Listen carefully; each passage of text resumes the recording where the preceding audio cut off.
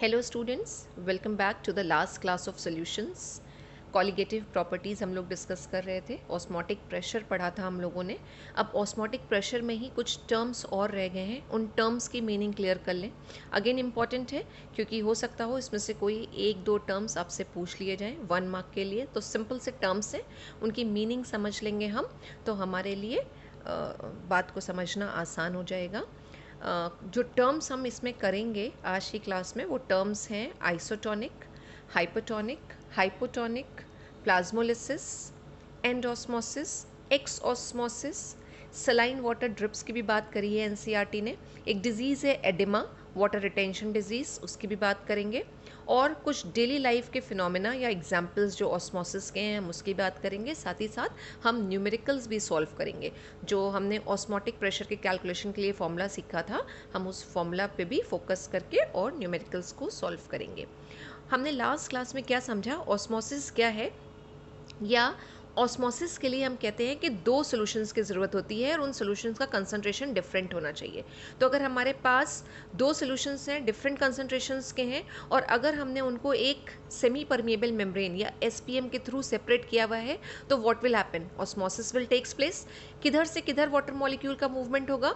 तो जो दो सॉल्यूशंस हमने ले रखे हैं उसमें से जो डाइल्यूट सॉल्यूशन होगा, यानी जिसमें सॉल्यूट का अमाउंट कम होगा, वाटर मॉलिक्यूल उधर से कॉन्सेंट्रेटेड सॉल्यूशन की तरफ मूव करेंगे। लेकिन अब अगर कंडीशन ऐसी हो कि हमारे पास दो सॉल्यूशंस हैं और दोनों का कंसंट्रेशन सेम हो, और आपसे पूछा जाए कि क्या ऑस्मोसिस का प्रोसेस होगा, तो हमें पता है कि प्रेशर डिफरेंस की वजह से ही ऑस्मोसिस होती है। अब अगर हमारे पास कोई दो सॉल्यूशंस ऐसे हैं जिनका कंसंट्रेशन सेम है, तो इसका मतलब उसमें प्रेशर भी सेम लग रहा है, तो ऑस्मोसिस का फिनोमेना नहीं होगा। तो ऐसे सॉल्यूशंस को हम क्या कहते हैं, ऐसे सॉल्यूशंस को हम बोलते हैं आइसोटोनिक सॉल्यूशन। आइसोटोनिक सॉल्यूशन, और आइसोटोनिक का दूसरा नाम है iso osmotic. Iso osmotic solutions कहलाते हैं। आइसो का मतलब ही होता है सेम, तो solutions having same atmospheric osmotic pressure, solutions having same osmotic pressure are called isotonic solution. Means solution having same osmotic pressure, जिसको हम पाई से रिप्रेजेंट करते हैं। ठीक है, इसको हम फॉर्मूला के थ्रू भी प्रूफ करके देख सकते हैं किस तरह से आएगा। हमने कहा था कि ऑस्मोटिक प्रेशर जो है वो है पाई। तो अगर हमारे पास दो सोल्यूशन है, उसके लिए अगर हम ओपी या फिर ऑस्मोटिक प्रेशर लिखें तो पाई 1 हो जाएगा। पाई 1 इज इक्वल टू उस सोल्यूशन का कंसंट्रेशन अगर C1 है तो C1 RT हो गया, और दूसरा सोल्यूशन है जिसका ऑस्मोटिक प्रेशर है पाई 2 और कंसंट्रेशन है उसका C2। तो ये दो हमारे पास इक्वेशंस आ गई, राइट। अब हम कह रहे हैं कि आइसोटोनिक सॉल्यूशंस ऐसे सॉल्यूशंस हैं जिनका ओपी या फिर ऑस्मोटिक प्रेशर बराबर है, यानी कि पाई 1 जो है इज इक्वल टू पाई 2 है। अब पाई 1 क्या था, C1 RT, और पाई 2 क्या है, C2 R और T। ठीक है, सेम टेम्परेचर पर ही होगा, तो इसलिए T को हमने चेंज नहीं किया है, और R कांस्टेंट है जो सेम रहेगा। R कैंसिल हो गया, तो C1 इज इक्वल टू क्या आ जाएगा, C2। यानी दोनों के कंसंट्रेशन सेम होंगे जब हम आइसोटोनिक सॉल्यूशंस की बात कर रहे हैं। और अगर कंसंट्रेशन सेम है तो फिर उनके जो ऑस्मोटिक प्रेशर आएंगे वो भी सेम होंगे। अब एनसीईआरटी में जो एग्जाम्पल लेके समझाया है वो ब्लड सेल के एग्जाम्पल लेके समझाया है कि the osmotic pressure of blood cell और the concentration of blood cell जो है दैट इज़ इक्वल टू, जो हम बात करते हैं कि ब्लड सेल का जो कंसंट्रेशन है दैट इज़ इक्वल टू किसके बराबर है, ऑस्मोटिक प्रेशर और concentration of blood cell is equal to, अगर हमने एक सॉल्ट का सोल्यूशन बना रखा है जिसका कंसंट्रेशन है 0.9% NaCl सोल्यूशन, जिसको हम सलाइन सोल्यूशन भी कहते हैं, और सलाइन सोल्यूशन यानी सॉल्ट का सोल्यूशन वाटर में सोल्यूशन बनाया होगा, एक्वस सोल्यूशन होगा। तो इन दोनों का जो कंसंट्रेशन है या इन दोनों का जो ऑस्मोटिक प्रेशर आ रहा है वो दोनों सेम होगा। तो अगर क्योंकि अभी हमने देखा कि कंसंट्रेशन भी सेम है और क्या, ऑस्मोटिक प्रेशर भी सेम है। तो अगर कंसंट्रेशन ब्लड सेल का 0.9 परसेंट NaCl सोल्यूशन के बराबर है, तो इसका मतलब उसमें दोनों में ऑस्मोटिक प्रेशर भी सेम ही लग रहा होगा, वो भी दोनों बराबर होगा। तो हम क्या कह नहीं सकते कि ये दोनों जो है दे आर आइसोटोनिक, यानी जो ब्लड सेल है हमारा उसके अंदर जो फ्लूइड है उसका कंसंट्रेशन और 0.9% अगर हमने NaCl का सोल्यूशन बना रखा है, उन दोनों का कंसंट्रेशन सेम है, तो उन दोनों का ऑस्मोटिक प्रेशर भी सेम होने की वजह से दोनों क्या होंगे, आइसोटोनिक होंगे टू ईच अदर। अब वो आगे एनसीईआरटी में ये बात करते हैं कि क्या अगर हम ब्लड सेल्स को 0.91 एग्जैक्ट वैल्यू दे रखी है, तो 0.91 या 0.9% NaCl के सोल्यूशन रखेंगे तो ऑस्मोसिस होगी। तो ऑब्वियसली बात है ऑस्मोसिस का प्रोसेस नहीं होगा, क्योंकि दोनों तरफ कंसंट्रेशन बराबर आ रहा है, तो ऑस्मोसिस नहीं होगी। मतलब वाटर का मूवमेंट ना तो NaCl के सोल्यूशन से ब्लड सेल के अंदर होगा, ना ही ब्लड सेल से वो NaCl सोल्यूशन में आएगा। तो इस कंडीशन में क्या जो ब्लड सेल्स हैं वो श्रिंक करेंगी, तो ना तो वो श्रिंक ही करेंगी और ना ही वो स्वेल करेंगी। क्यों? क्योंकि दोनों चीज़ों में क्या होना है, वाटर का मूवमेंट होना है, और यहाँ जब आइसोटोनिक सोल्यूशन है, कंसंट्रेशन बराबर है, तो वाटर का मूवमेंट नहीं होगा। तो हमने जो सलाइन वाटर ड्रिप्स की बात करी थी कि अगर पेशेंट को सलाइन वाटर ड्रिप्स दिया जा रहा है इमरजेंसी में या रिक्वायरमेंट पे, तो कितने कंसंट्रेशन का सलाइन वाटर ड्रिप दे सकते हैं ताकि उसकी बॉडी के अंदर वो फ्लूइड जाके और किसी भी तरीके का कोई डिस्टर्बेंस कॉज ना करे, मतलब ब्लड सेल्स ना तो रप्चर हो, ना श्रिंक हो, ना स्वेल हो। तो सेफर क्या है, 0.91%। तो सलाइन ड्रिप अगर 0.91% NaCl सोल्यूशन की दी जा रही है तो इट मीन्स वो सेफ है। लेकिन अब अगर ये कंडीशन है कि पाई 1 और पाई 2 बराबर नहीं है, जो अभी हम यहाँ पे बात कर रहे थे आइसोटोनिक के सोल्यूशन में, अगर पाई 1 और पाई 2 बराबर नहीं है, दो सोल्यूशंस हमने बना रखे हैं और दोनों के जो ऑस्मोटिक प्रेशर्स हैं वो डिफर कर रहे हैं। फॉर एग्जाम्पल अगर हम बात करें कि कंडीशन ये है, एक सोल्यूशन है जिसका ऑस्मोटिक प्रेशर है पाई 1 और पाई 1 इज़ ग्रेटर देन पाई 2, तो इट मीन्स क्या हो रहा है, जो दोनों सोल्यूशन हैं उनका कंसंट्रेशन बराबर नहीं होगा, और अगर कंसंट्रेशन बराबर नहीं होगा तो व्हाट विल हैपन, उस कंडीशन में ऑस्मोसिस का प्रोसेस होगा ही होगा। ठीक है, इसके साथ हमारे पास दो टर्म और आ जाएंगे। एक है हाइपरटोनिक, हाइपरटोनिक, हाइपरटोनिक सोल्यूशंस। जिस तरह से आइसो का मतलब सेम है, हाइपर का मतलब होता है high, hyper means high, right. अगर आपने डिजीज़ सुनी हो हाइपरटेंशन, जिसको हम कहते हैं हाई ब्लड प्रेशर, तो यहाँ हाइपर का मतलब हाई आ रहा है। तो अब हाई यहाँ पे क्या होगा, हम ऑस्मोटिक प्रेशर के रेफरेंस में बात कर रहे हैं, तो एक ऐसा सोल्यूशन जिसका ऑस्मोटिक प्रेशर हाई हो या जिसका कंसंट्रेशन हाई हो, क्योंकि जैसे जैसे कंसंट्रेशन बढ़ता जाएगा, सॉल्यूट के पार्टिकल्स बढ़ते जाएंगे, उतना ज़्यादा ऑस्मोटिक प्रेशर भी बढ़ता जाएगा। तो अ सोल्यूशन, इसको हम कैसे डिफाइन करेंगे, a solution with higher osmotic pressure or concentration is called hypertonic solution, is called hypertonic solution। और तीसरा टर्म जो था अभी हम बात कर रहे थे वो था हाइपोटोनिक। हाइपो का मतलब होता है लेस, कम। तो एक ऐसा सोल्यूशन, सिंपल सी मीनिंग निकल आई, जिसका a solution having low osmotic pressure is called hypertonic solution। वो हमारा hypertonic solution हो जाएगा।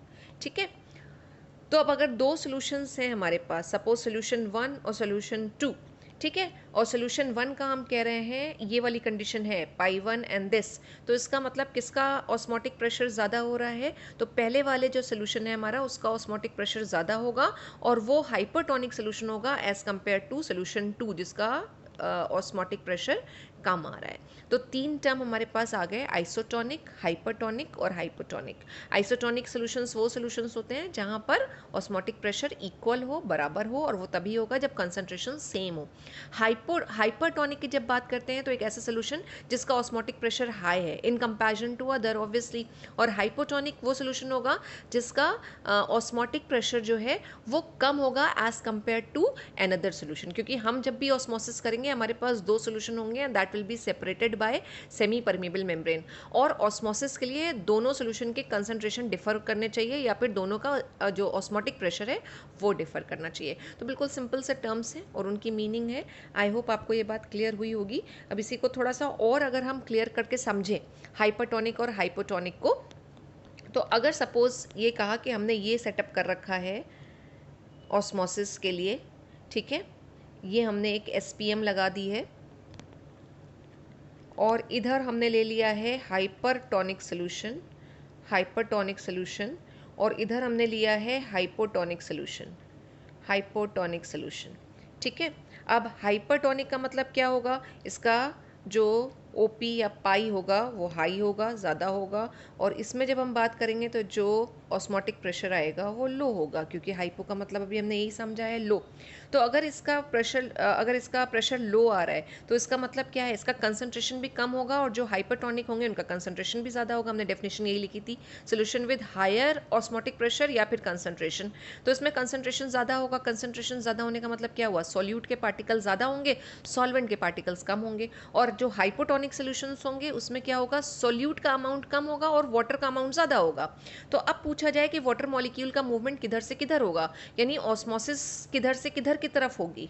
तो ऑब्वियस सी बात है, इधर वाटर मॉलिक्यूल ज़्यादा है, और ऑस्मोसिस का प्रोसेस ही क्या है, it's a process of movement of water molecules from its higher concentration, मतलब जहाँ पे वाटर का कंसंट्रेशन ज़्यादा हो, या फिर ये कहें कि from dilute solution to concentrated solution, बात एक ही है, ठीक है, कि जहाँ पे वाटर का कंसंट्रेशन ज़्यादा हो, सोल्यूट कम हो, या फिर कहें जो सोल्यूशन डाइल्यूट हो। तो ये सोल्यूशन हमारा डाइल्यूट है, ये सोल्यूशन हमारा कॉन्सेंट्रेटेड है, तो जो ऑस्मोसिस होगी वो हाइपोटोनिक से हाइपरटोनिक की तरफ होगी। तो आई होप और बात आपको क्लियर हो गई होगी कि अगर इस तरह से आपसे कभी क्वेश्चंस पूछ ले जाएं तो आपको पता रहे कि वाटर मॉलिक्यूल किधर से किधर मूव करेंगे। अब इन्हीं तीनों टर्म्स को हम फिर से ब्लड सेल्स और NaCl सोल्यूशन के अगर रिस्पेक्ट में पढ़ लें तो हमने कहा आइसोटोनिक सोल्यूशंस जिसमें दोनों सोल्यूशंस का कंसंट्रेशन सेम आ रहा है। तो अगर ब्लड सेल को हमने ऐसे सोल्यूशन के अंदर रखा है जिसका कंसंट्रेशन और ऑस्मोटिक प्रेशर इक्वल है osmotic pressure of blood cell के या कंसंट्रेशन के, तो what will happen, nothing will happen, osmosis will not take place, osmosis जो है इसके अंदर वो नहीं होगी, and blood cell will remain same as it is रहेंगी ब्लड सेल, कोई चेंज नहीं आने वाला है। लेकिन अब समझिएगा, अगर ब्लड सेल्स को हमने कहाँ रख दिया है, एक ऐसे सोल्यूशन में रख दिया है जिसका कंसंट्रेशन जो है वो ब्लड सेल के कंसंट्रेशन से ज़्यादा है, यानी a solution with concentration greater than 0.9% NaCl, then what will happen? What will happen? Blood cells will shrink. Why blood cell will shrink? अब इसको अगर हम इस तरह से विजुलाइज कर लें कि ये ब्लड सेल है, राइट, और इसको हमने NaCl के सोल्यूशन में रखा है और यहाँ कंसंट्रेशन ज़्यादा है, ब्लड सेल में जो कंसंट्रेशन है उससे यहाँ पे कंसंट्रेशन ज़्यादा है, तो ये क्या हो गया, ये डाइल्यूट हो गया, इसके रिस्पेक्ट में ये डाइल्यूट हो जाएगा, राइट। और अगर ये डाइल्यूट हो गया तो व्हाट विल हैपन, जो वाटर मॉलिक्यूल्स हैं that will move from blood cell to NaCl solution, move करना शुरू कर जाएंगे।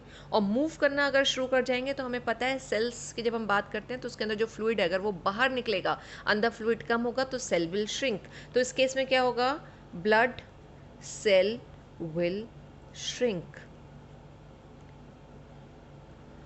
अब तीसरी कंडीशन है, ब्लड सेल को हमने एक ऐसे NaCl के सोल्यूशन के अंदर रखा है जिसका कंसंट्रेशन 0.91% NaCl सोल्यूशन के कंसंट्रेशन से जिसका जो कंसंट्रेशन है वो सेल के कंसंट्रेशन से कम आ रहा है, यानी एक ऐसे सोल्यूशन के अंदर ब्लड सेल को हम रख रहे हैं जिसका बाहर का कंसंट्रेशन कम है और सेल के अंदर का, यानी ब्लड सेल के अंदर का कंसंट्रेशन ज़्यादा है, ठीक है।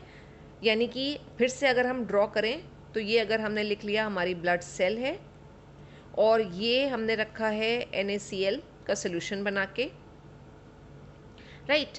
और अब हम कह रहे हैं कि जो NaCl का हमने सोल्यूशन का कंसंट्रेशन लिया है वो हमने लिया है लेस देन 0.91%, और यहाँ कितना है, यहाँ 0.91% होगा, यहाँ तो सेम ही रहना है, बाहर का हम चेंज कर सकते हैं, अंदर का तो चेंज करेंगे नहीं। तो यहाँ पे तो 0.91% है और यहाँ पे कम है। अब यहाँ पे अगर कंसंट्रेशन कम है और यहाँ पे ज़्यादा है तो इसका मतलब क्या हुआ, ये डाइल्यूट होगा with respect to blood cells. अब ये डाइल्यूट हो गया है हमारा और जो ब्लड सेल्स हैं ये कॉन्सेंट्रेटेड हो गई हैं, ठीक है।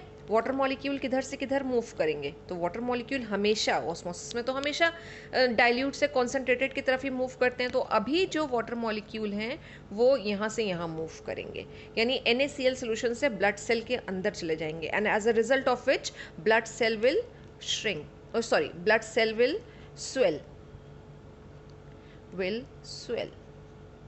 तो आई होप ये बात आपको समझ में आ गई होगी कि अगर ब्लड सेल्स को हम 0.91% में रखते हैं तो ब्लड सेल्स में कोई चेंज नहीं आना है, लेकिन अगर ब्लड सेल्स को हम एक हाइपोटोनिक सोल्यूशन में या एक कहें सोल्यूशन ऐसा जिसका कंसंट्रेशन जो है वो 0.9% NaCl सोल्यूशन वो ज़्यादा आ रहा है, मतलब 0.9% से ज़्यादा है, ठीक है, वो कुछ भी हो सकता है, 0.9% से ज़्यादा है, तो if blood cells are kept in saline solution having concentration greater than 0.91%, तो that in that condition blood cell will shrink। लेकिन अगर हमने blood cells को रखा है, blood cells are kept in a solution with concentration less than 0.91%, ठीक है, solution किसका है, NaCl का, तो what will happen in this condition, the water molecule will move from NaCl solution to blood cell and as a result of which they will swell. तो I hope इसके reference में या इसके respect में, blood cell के respect में आपको ये बात समझ में आ गई होगी कि ये क्या चीज़ हो रही है। और इसी के साथ एक डिजीज़ दे रखी है NCERT में, दैट इज़ एडिमा। कि एडिमा क्या होता है, एडिमा को हम सिंपल लैंग्वेज में कहते हैं वाटर रिटेंशन। वाटर रिटेंशन का प्रॉब्लम, कभी कभी बॉडी में पानी रुकने लगता है, बॉडी में वाटर का रिटेंशन होने लगता है, as a result of which body बहुत ही पफी या स्वेल्ड दिखाई देने लगती है। अब उसके बहुत सारे रीज़न हैं, लेकिन होता किस वजह से है, ऑस्मोसिस का ही प्रोसेस है जिसकी वजह से होता है। यूजुअली नॉर्मल कंडीशन में जब इसको कहा जाता है तो ये कहा जाता है कि if a person is taking और consuming too much of salt, तो उसकी सेल्स के अंदर क्या होगा, सॉल्ट का कंसनट्रेशन अगर बढ़ रहा है तो जो सेल है उसके अंदर एक कॉन्सेंट्रेटेड सोल्यूशन हो रहा है, राइट। तो व्हाट विल हैपन, सेल क्या करेंगी, वाटर को रिटेन करने लगेंगी, अपने अंदर की तरफ खींचना शुरू कर देंगी, और जो टिश्यू है वो क्या होगा, पफी सा नज़र आएगा और स्वेल्ड नज़र आएगा। तो एडिमा की कंडीशन में वाटर रिटेंशन जब होता है तो पफिनेस आ जाती है। वो पफिनेस आइस के पास भी हो सकती है, हाथ पर भी हो सकती है, पैर पे भी हो सकती है, and that is only called oedema. तो अब एडिमा NCERT में आया है, केमिस्ट्री की NCERT में आया है, तो आपको याद भी रखना है, क्योंकि स्टूडेंट्स के लिए तो NCERT बिल्कुल होली बुक की तरह है कि जो जो दे रखा है आपको अपने कॉम्पिटिटिव एग्जाम को क्लियर करने के लिए उसको लाइन बाय लाइन ज़रूर पढ़ना है। तो जो NCERT के ये एग्जाम्पल्स थे वो भी एक्सप्लेन हो गए, और एडिमा की भी बात हो गई कि oedema is also because of osmosis. ऐसे ही डेली लाइफ के और भी बहुत सारे एग्जाम्पल्स दे रखे हैं जो ऑस्मोसिस का प्रोसेस फॉलो करते हैं। फॉर एग्जाम्पल प्लाज्मोलिसिस का प्रोसेस, प्लाज्मोलिसिस बिल्कुल कॉमन लैंग्वेज में हम प्लाज्मोलिसिस को क्या बोलते हैं, it is basically the shrinking of cytoplasm of plant cell, shrinking of cytoplasm of plant cell, right. अब श्रिंकिंग समझ में आ रही होगी, अभी हमने ब्लड सेल के रेफरेंस में ही बात करी थी कि श्रिंकिंग कब होगी। तो अब हम यहाँ पे प्लांट सेल के रेफरेंस में बात करें, सपोज अगर हमारे पास एक ये प्लांट सेल है, वैसी नहीं होती है लेकिन समझाने के लिए ऐसा बना दिया है कि ये एक प्लांट सेल है। अब इस प्लांट सेल को अगर हम आइसोटोनिक सोल्यूशन में रखेंगे तो कुछ नहीं होने वाला, ये तो अभी हमने ब्लड सेल के साथ भी देखा था। अब अगर हमने इसको एक हाइपोटोनिक सोल्यूशन में रख दिया, यानी जो सोल्यूशन बाहर है ये हाइपोटोनिक है। हाइपोटोनिक का मतलब क्या है, इसका कंसंट्रेशन इसके कंसंट्रेशन से कम होगा, यानी हाइपोटोनिक का जो है वो कंसंट्रेशन लो है, लो कंसंट्रेशन है। तो लो कंसंट्रेशन का मतलब क्या हुआ, ये एक तरह से डाइल्यूट है। तो वाटर मॉलिक्यूल का मूवमेंट किधर से किधर होगा, हाइपोटोनिक से प्लांट सेल की तरफ होगा। As a result of which plant cell क्या करेगी, स्वेल कर जाएगी, बिल्कुल जैसे ब्लड सेल्स कर रही थी। लेकिन अगर हम प्लांट सेल को ऑपोजिट कर दें कि अब प्लांट सेल को हम प्लेस कर रहे हैं एक हाइपरटोनिक सोल्यूशन में, यानी ये जो बाहर प्लांट सेल के बाहर जो हमारा सोल्यूशन है दिस इज हाइपरटोनिक, हाइपरटोनिक है। हाइपरटोनिक क्या, ऐसा सोल्यूशन जिसका ऑस्मोटिक प्रेशर ज़्यादा हो या जिसका कंसंट्रेशन ज़्यादा हो। तो अभी कंसंट्रेशन यहाँ ज़्यादा है, कंसंट्रेशन हाई है यहाँ पे, और प्लांट सेल के अंदर कंसंट्रेशन लो हो गया, तो डाइल्यूट सोल्यूशन कौन सा होगा? प्लांट सेल के अंदर वाला होगा, क्योंकि वहाँ पे कंसंट्रेशन कम हो रहा है, राइट।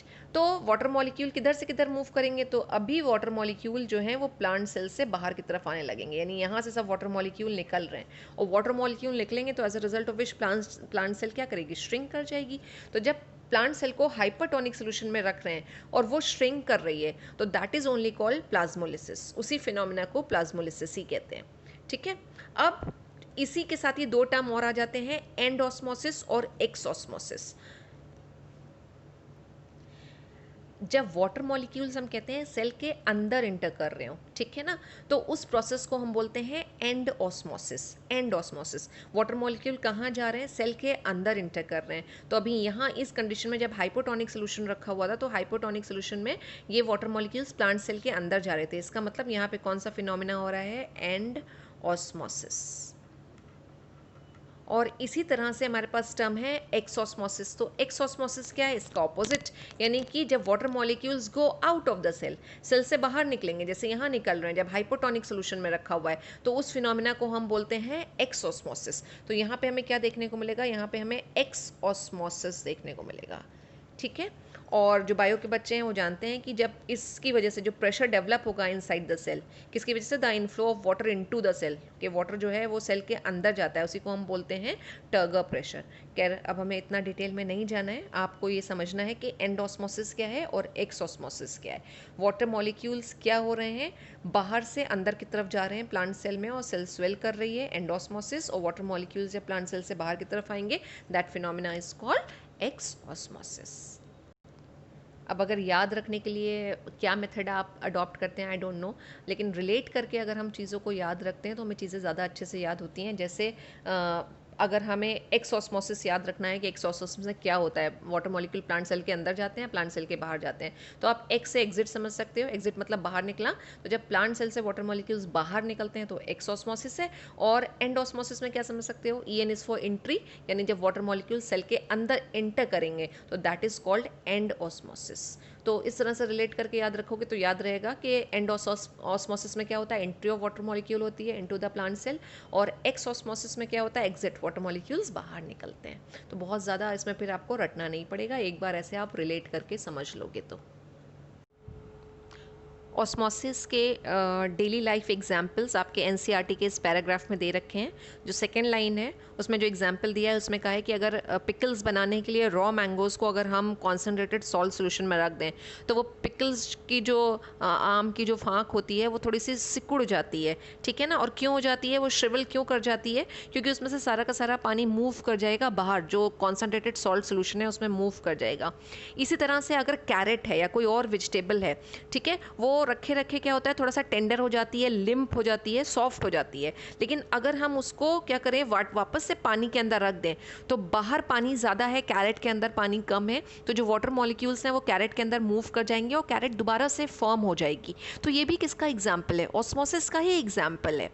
इवन जो प्लांट्स हैं और उनकी जो रूट्स हैं वो जो पानी लेती हैं, ठीक है, सॉइल से जो पानी ले रही हैं, एटमॉस्फेयर से जो पानी ले रही हैं, वो कैसे लेती हैं? वो भी प्लांट की रूट्स जो हैं वो ऑस्मोसिस के प्रोसेस से ही पानी लेती हैं। बाहर सॉइल में पानी ज़्यादा है और रूट्स के अंदर पानी कम है, ऑस्मोसिस होगा। और जो रूट है और उसकी जो लेयर है, आउटर मोस्ट लेयर जो होगी, वो सेमी परमेबल मेम्ब्रेन की तरह बिहेव करती है और वाटर का एक्सचेंज होता है, and this way water takes this way plants take water from the soils.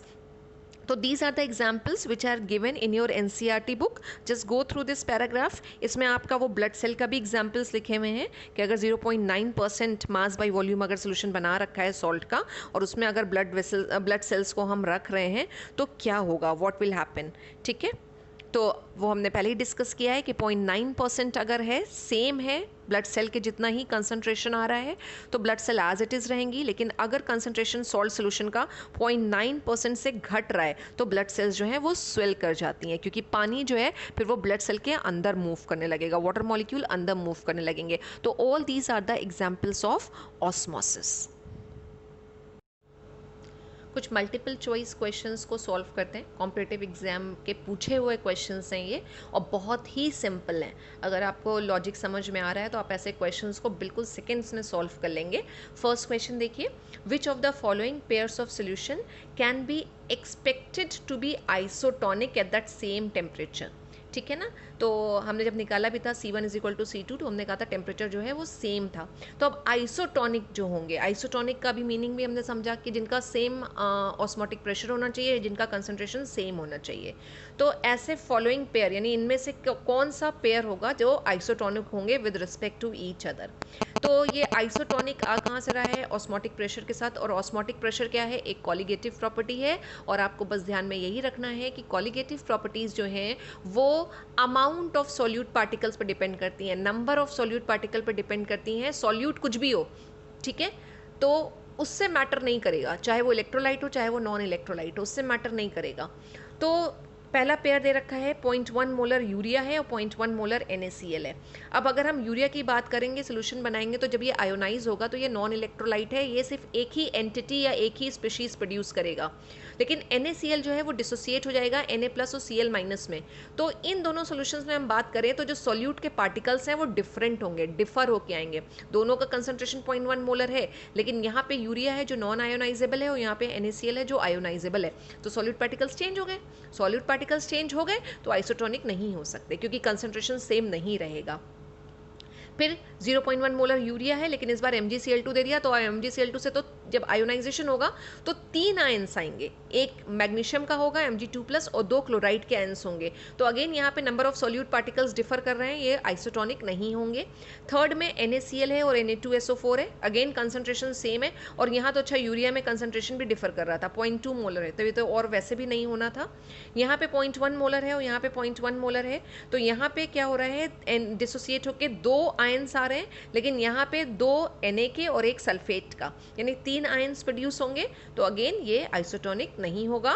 तो फोर्थ वाला ही बचा, उसको चेक कर लेते हैं, कैल्शियम नाइट्रेट।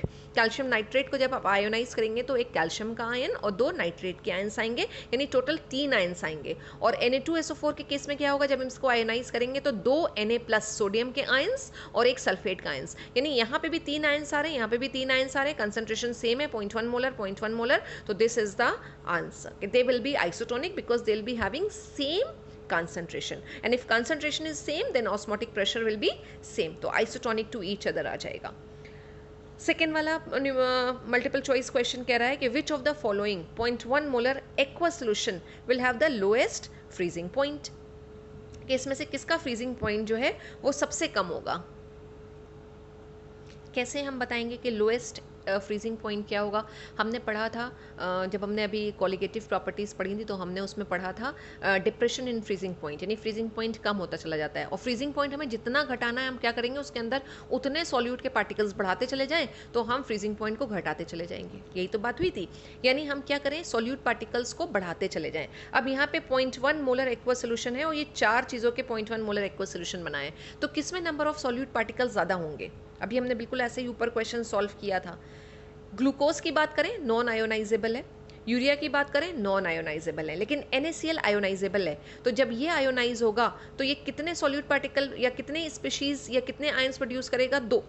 ठीक है, तो सॉल्यूट यहाँ पे बढ़ गए इन दोनों के कंपैटिबली। लेकिन K2SO4 जब आयोनाइज होगा तो यहाँ पे 3 आयंस आएंगे, 2 पोटेशियम के एक सल्फेट का, तो नंबर ऑफ आयंस किस में ज़्यादा आ रहे हैं, नंबर ऑफ आयंस इसमें ज़्यादा आ रहे हैं, यानी नंबर ऑफ सॉल्यूट पार्टिकल्स की जो हम बात कर रहे थे किस में ज़्यादा हो जाएंगे, इसमें ज़्यादा हो जाएंगे।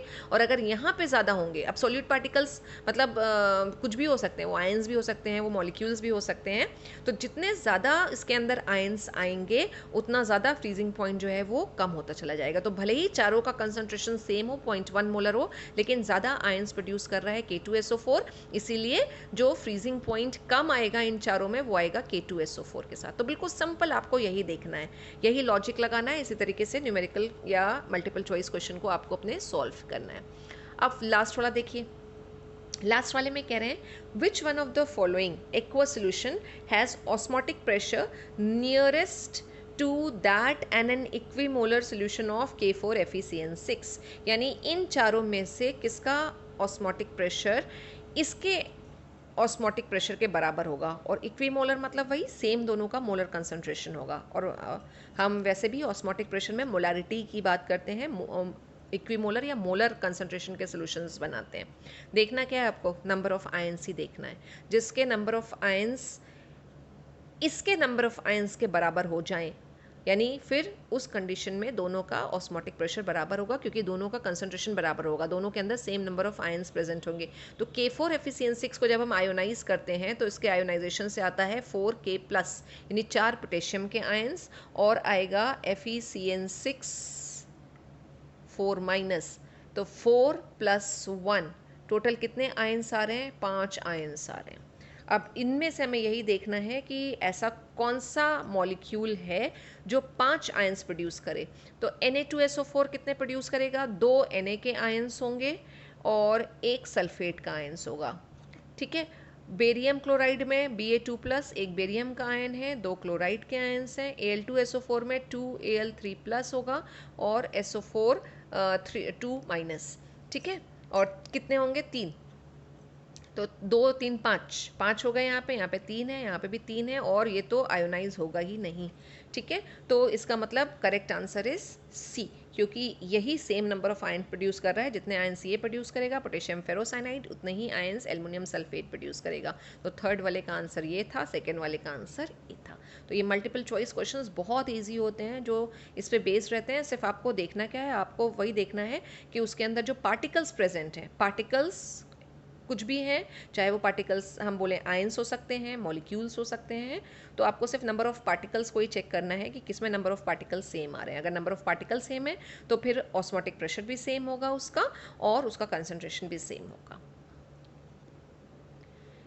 एक न्यूमेरिकल भी कर लेते हैं ऑस्मोटिक प्रेशर पे बेस्ड, बिल्कुल फॉर्मूला बेस्ड न्यूमेरिकल्स हैं सारे इस चैप्टर के। चाहे आप एलिवेशन इन बॉइलिंग पॉइंट की बात करें, चाहे लोअरिंग इन वेपर प्रेशर की बात हो रही हो, चाहे डिप्रेशन इन फ्रीजिंग पॉइंट की बात हो रही हो, या ऑस्मोटिक प्रेशर की बात हो रही हो, अगर फॉर्मूला आपको याद है तो आपको सॉल्व करने में कोई दिक्कत नहीं आने वाली है। सीधे वैल्यूज़ पुट करनी होती हैं। जैसे फॉर एग्जाम्पल ये न्यूमेरिकल है कि फाइंड द ऑस्मोटिक प्रेशर, यानी कि पाई हमसे पूछा गया है। कंसंट्रेशन या मोलारिटी जो दे रखी है वो दे रखी है 1/20। सोल्यूशन किसका है, यूरिया का है, नॉन आयोनाइजेबल ही आपको दिया होगा वहाँ पे सोल्यूट। ठीक है, और टेम्परेचर कितना दे रखा है, 27 डिग्री सेल्सियस दे रखा है। और हमने पहले भी बात करी है कि ऑस्मोटिक प्रेशर के कैलकुलेशंस के लिए टेम्परेचर हम केल्विन में पुट करते हैं। तो हमें इस टेम्परेचर को बेसिकली ये स्मॉल टी दे रखा है 27 डिग्री सेल्सियस, इसको हमें कैपिटल टी में कन्वर्ट करना है केल्विन में। तो हम 273 प्लस कर देते हैं। तो 273 + 27 आप प्लस करेंगे तो यू विल गेट 300 केल्विन। तो टेम्परेचर हमारे पास आ गया, और एस की वैल्यू दे रखी है लीटर एटीएम पर केल्विन पर मोल में, और हमें ऑस्मोटिक प्रेशर निकालना है। और जब यहाँ पे एटीएम में दे रखा है तो आपको ऑस्मोटिक प्रेशर भी एटीएम में ही रिपोर्ट करना है। सिंपल, अब हम अपनी इक्वेशन अप्लाई करेंगे जो हमारे पास ऑस्मोटिक प्रेशर के लिए थी, वो थी पाई इज इक्वल टू, हमने कहा था कंसंट्रेशन टर्म आ जाता है, और एस टी, और कंसंट्रेशन को हमने रिप्लेस किया था मोलारिटी से, यानी कि कैपिटल एम एस टी। ठीक है, और कैपिटल एम को हमने क्या लिखा था, N/V, और S और T।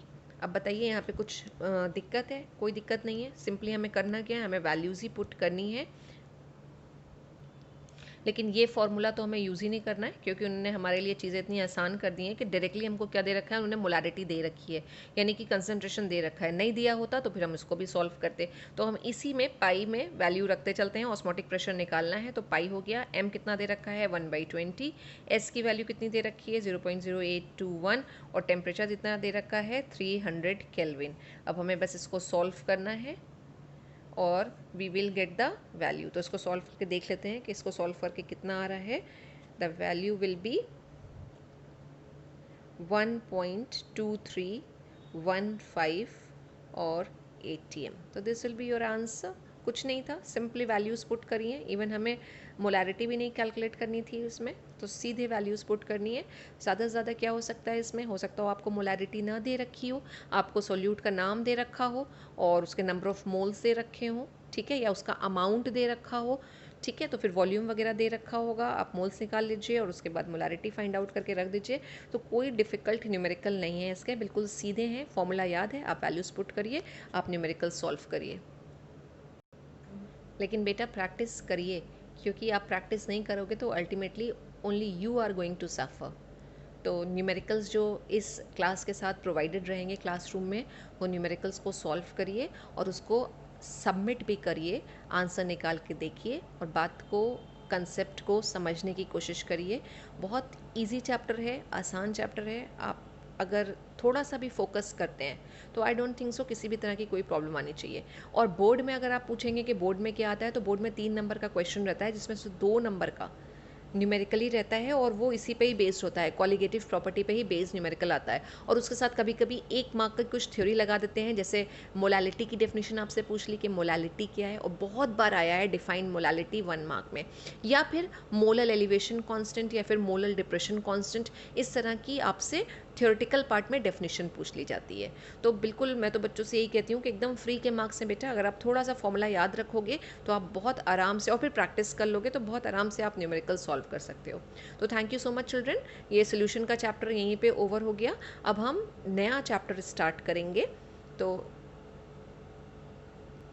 Take care all of you.